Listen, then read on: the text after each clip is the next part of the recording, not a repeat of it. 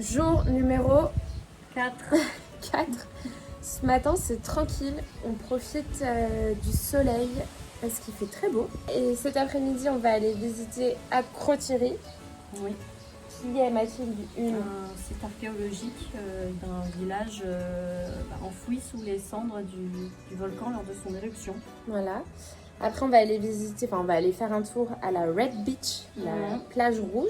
Et après, on va sûrement aller au phare qui est tout au bout de l'île de Santorin. À l'extrême du coup sud-ouest voilà. de l'île. Et pour terminer, on va peut-être prendre un petit verre en ville ce soir. Petite glace. C'est pas mal. C'est vrai qu'ils sont réputés pour les yaourts grecs glacés. On n'a pas goûté ça encore. Et on essaie de goûter un maximum de spécialités locales. Ça, là-dessus, on est hyper assidus, il n'y a pas de problème. On goûte. Ça, voilà. Et ce matin, c'était écriture de carte postale. Voilà. Pour les plus sages, si vous avez une carte postale dans votre boîte aux lettres, ça vient d'ici. Écrit par nos soins à la main. Ce midi, c'est Mathilde qui est en charge de faire à manger. Qu'est-ce qu'on va manger de bon? C'est la crêpe pour changer. Hier, on a mangé des pitas.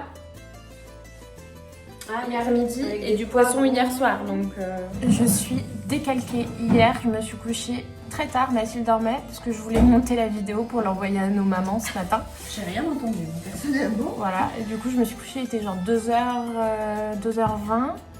Et ce matin, réveillée tôt, et puis vu que Mathilde était réveillée, je me suis pas recouchée. Voilà. Mais j'ai qu'une envie, c'est de dormir. Mais bon, c'est pas grave, on va quand même kiffer la journée. Ça va faire du bien. Regardez cette cuisinière organisée. L'objectif, c'est de rien perdre.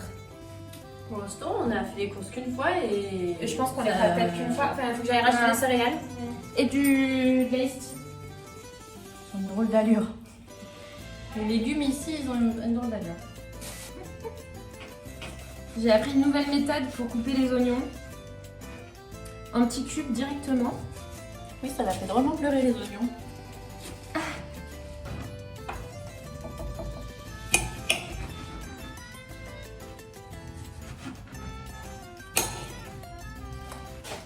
Un peu de vinaigre balsamique, c'est de la crème de vinaigre balsamique.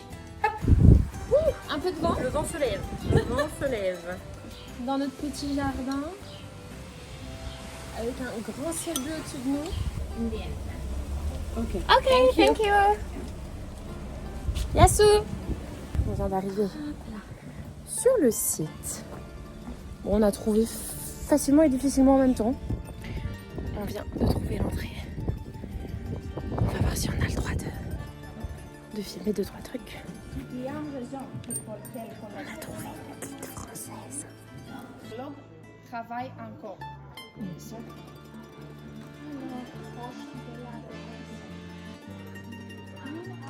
Et ils disaient qu'ils n'avaient plus d'argent pour continuer les fouilles et qu'ils attendaient qu'ils aient des aides. J'espère, parce que c'est très joli. C'était une maison de riche parce qu'elle était au centre de la ville.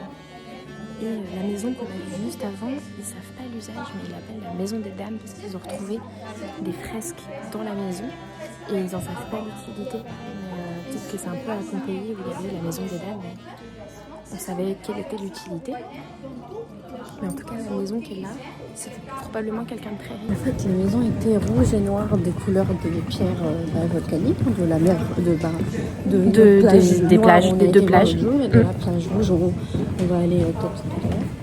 Ils nous expliquent que les fouilles ont été arrêtées parce que le sponsor des fouilles était russe. Et donc, ils veulent pas de l'argent de la Russie.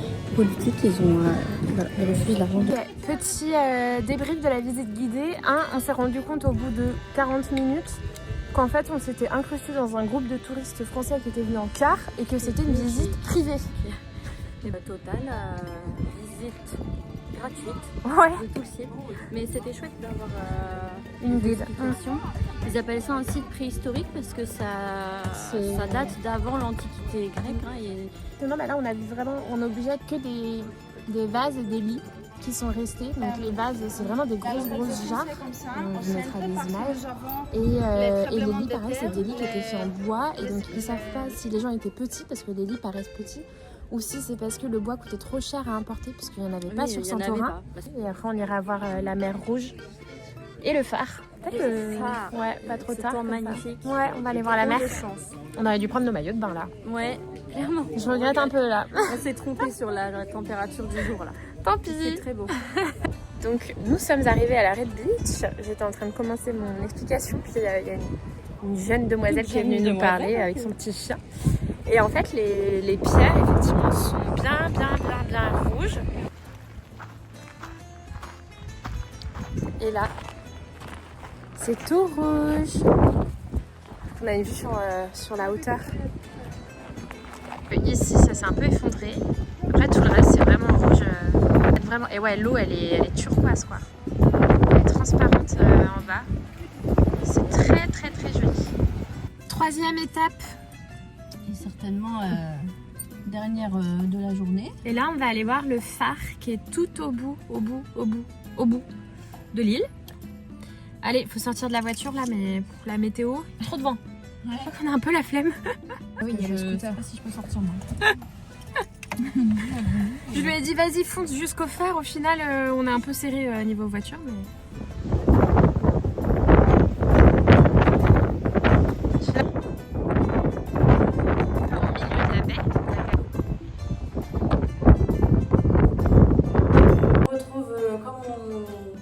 Ce matin, c'est-à-dire dans la cuisine. Plus chaudement habillé. Ouais, on a eu un petit peu froid là sur la porte, surtout moi. Oui. Le vent, ça nous a cassé. Et demain matin, on va se lever un peu plus tôt que les autres jours parce qu'on va faire une petite balade en bateau. Voilà, donc voir le fameux volcan qui est responsable de toutes ces péripéties sur l'île. Hâte de voir ce que ça va donner. Et je pense qu'aucune de nous deux va être assez courageuse pour se baigner. Mais ça, on verra demain. Suspense.